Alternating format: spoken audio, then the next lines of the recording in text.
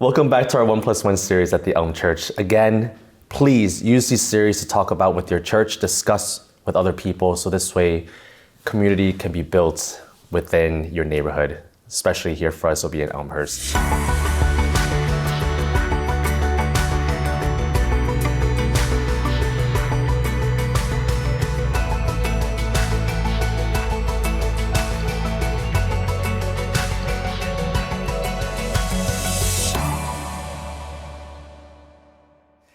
Today we're going to be talking about parenting and the community. I would love to see and hear your experiences of any myths or kind of false expectations. Obviously you're a parent, we've dealt with parents in our churches, and you work with children in churches as our children ministry director. We would love to really hear your experiences and what you've seen throughout your time in ministry. Parents have made big sacrifices for their family when they set aside their own hopes and dreams to care for their children.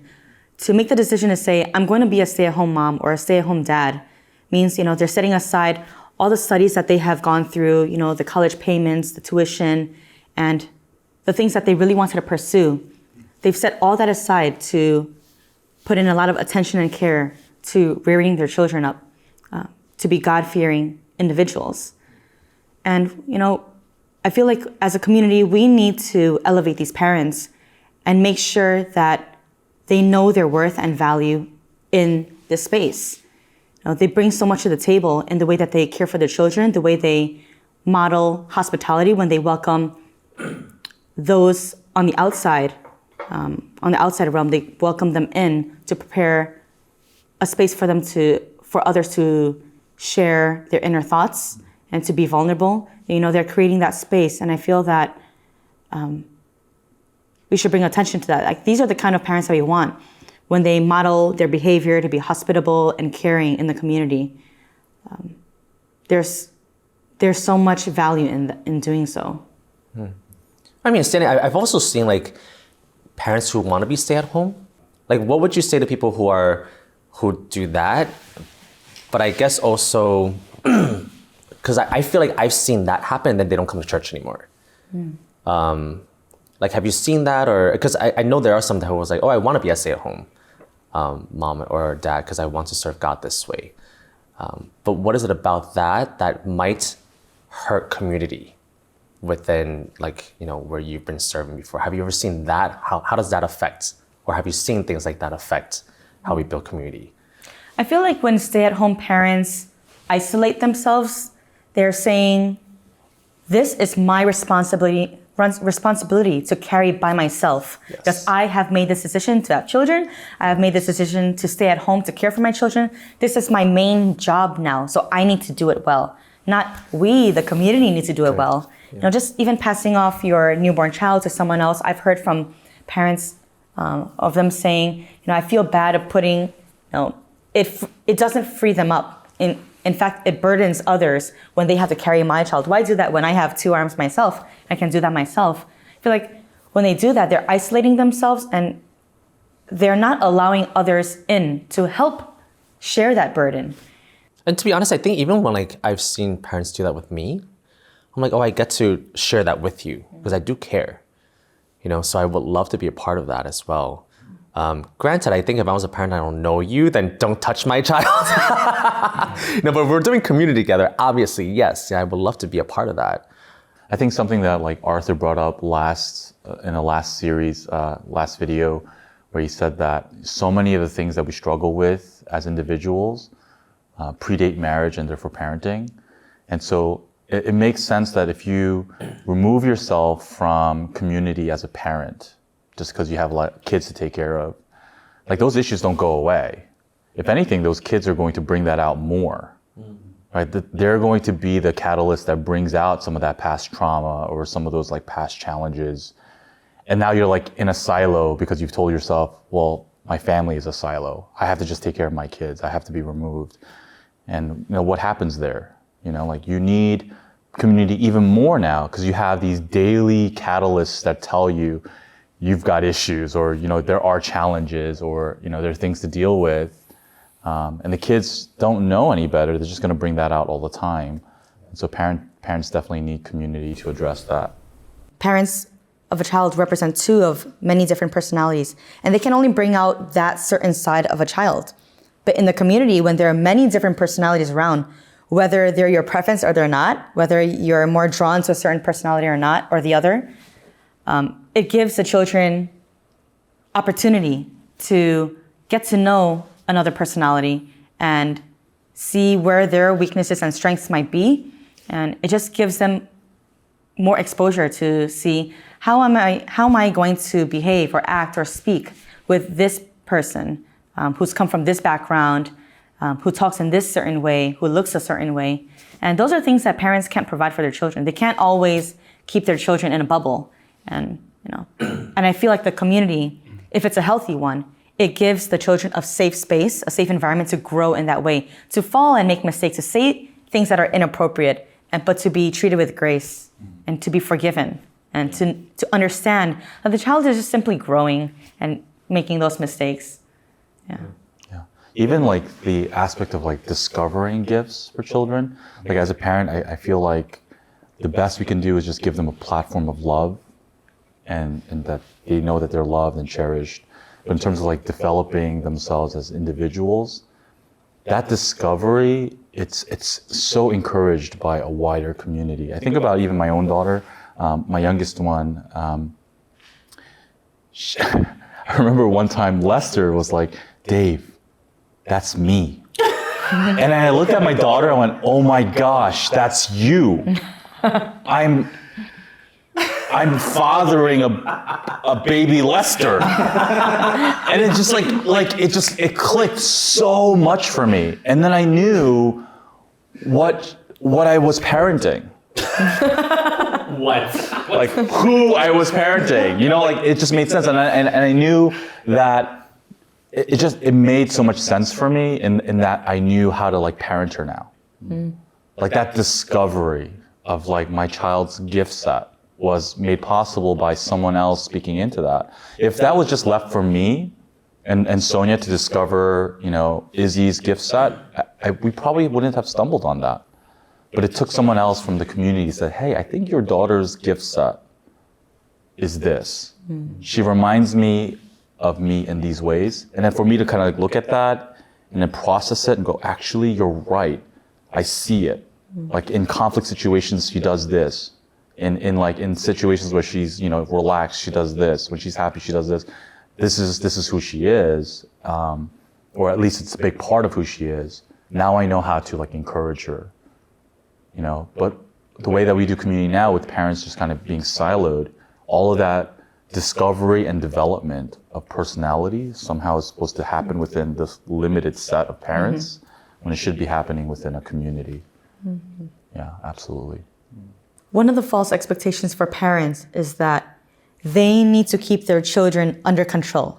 I think we've all felt our blood pressure rise in church in Sunday service where, one child might be screaming and everyone just, this is supposed to be completely silent and formal, the camera's on. And it makes me so sad to know that sometimes because, I understand it from the children's point of view, they don't know that the camera's on. They don't understand all the details that are going on to make this environment work for Sunday service. And for the parents, they feel like, I need to do my best to keep my children under control. Being a teacher and from an education background, I know that is just impossible to do perfectly. We need to have more grace towards the children and especially the parents. Because why are the parents feeling that way? It's because of the environment that others have created for them.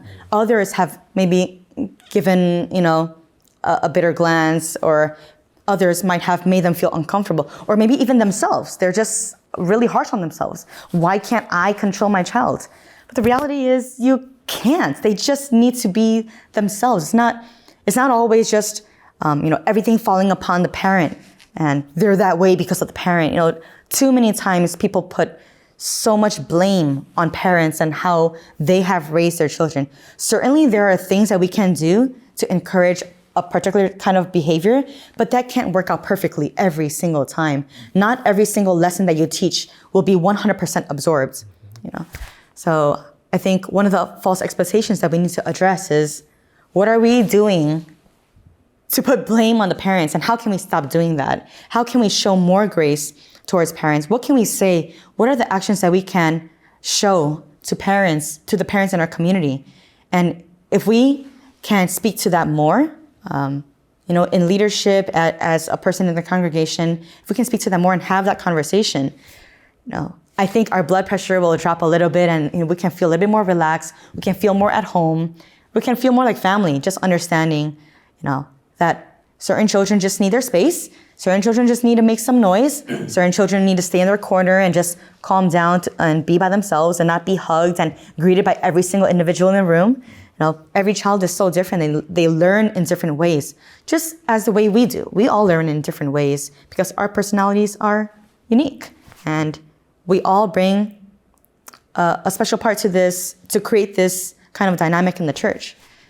So if we are able to have that conversation, an honest conversation, a gracious conversation, then I think we can work towards something really good for our families. I was actually thinking as you're speaking about like letting them be who they are, like the kids, and I'm sure we'll go into like teens as well later on. But with adolescents and toddlers, I feel like there was this one time I was meeting with a couple that parents, and we're meeting on Zoom, and their kid was just kind of like screaming in the background, and I thought it was actually really cute. I was like, oh, this is nice, and they kept muting themselves, so then they couldn't speak, and I was trying to have a conversation with them. And I felt on my end, I was like, wow, they must feel so bad that I'm hearing their child scream. And I think on my side, I feel like it's important that we reassure parents, it's okay. I actually want to be a part of that. So I said to them, please unmute yourself. It's okay that I hear that. Or even, in church when we have like screaming like children, it's okay. I think a lot of times they pick up their child and they leave. I remember I was like, no, like let's run after them and say, it's okay, bring them back in. We will deal with this together. And I think that one, there's two parts to that, right? Like one, how do we help parents feel it's okay when that happens? And two, on our end, who do not have children, to not judge them and say, we want to be a part of that. Because if I'm thinking about 1+1, this community aspect, what does that plus look like?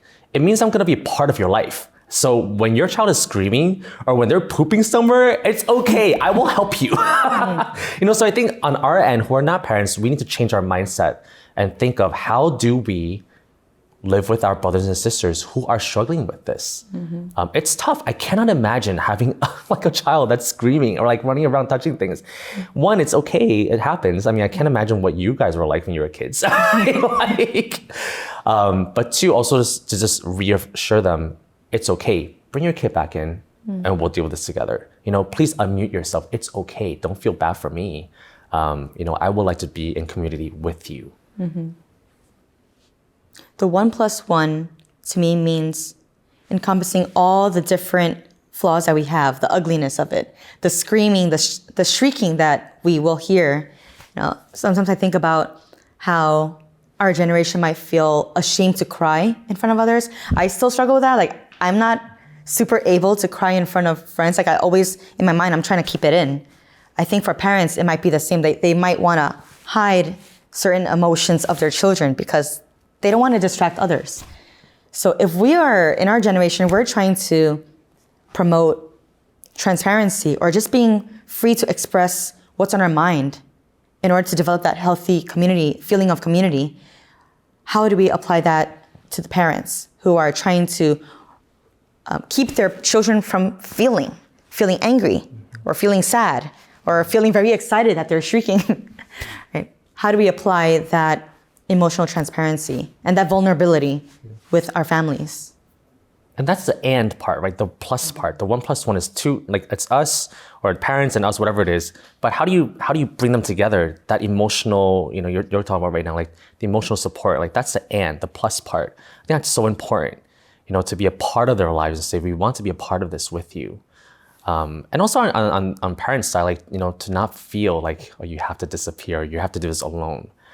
I think that's definitely a misconception that you have to do this on your own and you have to do everything by yourselves. I think the aspect of 1+1 that I was thinking of when I thought about parenting is, we talked about it from the angle of, do parents need other people that are the plus ones to help them raise their kids? Do we need community for parents to process even their own past as they raise their kids? Do we need a community, whether it's even the children are part of that community too, because of role play for the children and to raise our kids. But there's also the aspect of community as being the playground in which we raise our kids to be 1+1 people.